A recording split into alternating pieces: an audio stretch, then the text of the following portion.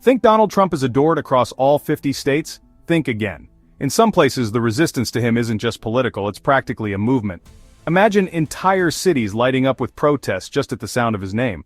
From courtroom clashes to massive rallies and grassroots boycotts, these places didn't just oppose him at the ballot box, they made it personal. But what's fueling the fire? Is it his tough stance on immigration? His ongoing war with the media? Or does it go deeper into a full-on cultural battle with America's most progressive corners? We're breaking down the top 10 states where Trump's name gets eye rolls, boos, and flat-out backlash. And what you'll see isn't just political dissent, it's a symbolic rejection of everything his presidency stood for. And fair warning, some of these states might catch you off guard. This is bigger than red versus blue, it's the exposed fault line of American identity. 10. California. If any state wears its anti-Trump identity like armor, it's California. Across coastal cities and mountain towns, resistance wasn't quiet, it was a movement. Trump's presidency ignited a fierce pushback in the Golden State that felt more like a cultural standoff than a political disagreement. Celebrities used award shows as platforms to slam him. Tech leaders in Silicon Valley publicly clashed with his policies. Lawmakers in Sacramento led a barrage of legal challenges. And California's status as a sanctuary state stood as a direct rebuke of his immigration agenda. The people? They hit the streets, mobilized, voted in record numbers, and refused to stay silent. Cities like San Francisco and Los Angeles became epicenters of protest. Universities issued bold public stances, while even small towns passed symbolic resolutions denouncing his policies. Trump once called California out of control. Californians, they took it as a compliment. To them, this wasn't about party lines, it was about defending who they are. 9. New York. He may have been born in Queens and built towers across Manhattan, but Trump's hometown has turned its back on him with gusto. New Yorkers didn't just vote against him, they rejected the entire idea of Trumpism. Protests in Times Square, scathing op-eds in local papers, editorial boards, artists and activists alike took him to task. His fall from grace in his own city was almost Shakespearean. It started with that escalator ride. Many New Yorkers saw it as the moment one of their own betrayed the city's core values: diversity, tolerance, resilience. When he lashed out at immigrants, he hit a nerve in a city built by them. When he tried to punish sanctuary cities, New Yorkers took it personally. Even outside the 5 boroughs, opposition surged. College towns, old suburbs, even some conservative districts pulled back. Trump Tower became a protest site more than a luxury address. New York gave Trump his empire, and then it revoked the invite. 8. Massachusetts. Massachusetts didn't just resist Trump. It challenged him with intellect, policy, and an unshakable sense of history. This is the home of Harvard and MIT, after all. Here, science and social progress aren't just buzzwords, they're core values. When Trump dismissed climate change and mocked academia, Massachusetts pushed back harder. Activists took to the streets in droves. Universities issued statements. The state government sued again and again, led by then Attorney General Maura Healey. This was more than outrage. It was strategic defiance. Trump's attempt to repeal the Affordable Care Act struck a nerve in the state that pioneered healthcare reform. To many here, opposing Trump felt like a civic responsibility, an extension of the same values that produced civil rights leaders and public health pioneers. To Massachusetts, Trump didn't just get it wrong, he got it backwards. 7. Vermont. Small but mighty. Vermont wasn't about to roll over for Trump. This is a state where progressive ideals aren't just political points, they're part of daily life. Home to Bernie Sanders, Vermont values universal healthcare, sustainability, and social justice. Trump's agenda seemed tailor-made to offend every one of those priorities. Even in rural communities where Trump tends to thrive elsewhere, Vermont voters broke the mold. This wasn't about partisanship, it was about character. And for many Vermonters, Trump failed that test. Protests weren't always loud, but they were meaningful. Town halls, art installations, and local government resolutions.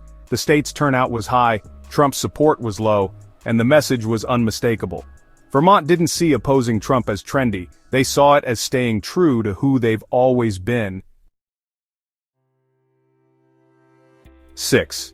Illinois. Illinois is a state of contrasts. Chicago's towering skyline meets vast farmland. But when it came to Trump, unity wasn't hard to find. Across city streets and small towns, disapproval was clear. Chicago led the charge, hosting some of the country's largest protests. But even further out, skepticism grew. Farmers watched trade wars hurt their livelihoods. Union workers saw promises fall flat. In suburban areas, healthcare worries took center stage. Illinois has long prized political engagement and community leadership. Trump's divisive style clashed with that, and voters responded. The result? A massive blue wave that showed not just disagreement, but disappointment. Illinois wasn't just moving on, it was moving fast. 5. Oregon.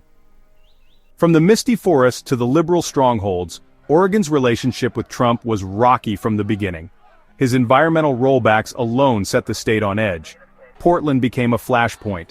Nightly protests, marches for racial justice, federal agents clashing with demonstrators, but the resistance didn't stop there. Rural voters started to question if deregulation and neglect were hurting more than helping. During wildfires and the pandemic, many Oregonians felt abandoned. So they took matters into their own hands, organizing community aid, forming local response teams, and building new policies at the state level. In Oregon, defiance wasn't just loud, it was deeply organized and born from shared values. 4. Washington. In rainy Washington, the resistance rolled in like a storm front. Seattle stood tall as a beacon of pushback. Tech giants, scientists, teachers, and activists all stepping up. Amazon and Microsoft voiced opposition to immigration bans and digital surveillance. Protesters turned out in force. Legal challenges flew from Olympia to D.C., and it wasn't just the big names. Everyday citizens joined environmental campaigns, immigrant rights rallies, and public education defense. Washington fought back not with noise, but with lawsuits, reforms, and policy wins.